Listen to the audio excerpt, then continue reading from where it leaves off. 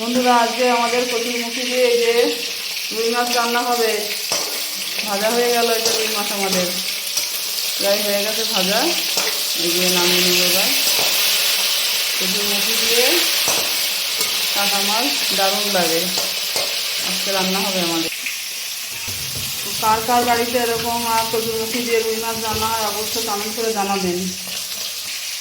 আচ্ছা, কচুরমুখী আমাদের একটু কম হয়ে গেল, তার জন্য কচুরমুখী দিয়ে আর এই সঙ্গে থাকবে বেগুন। এই যে বেগুন আর কচুরমুখী দিয়ে আমাদের রান্না হবে। বাকি মাছগুলো দিয়ে দিচ্ছি এবার। এই যে কাজ হচ্ছে বাড়িতে, বাড়ির কি অবস্থা দেখেন, নোংরা হয়ে একদম দেয়াল শেষ। বাড়িতে মিস্ত্রি কাজ করছে, তো মিস্ত্রিরাও খাবে।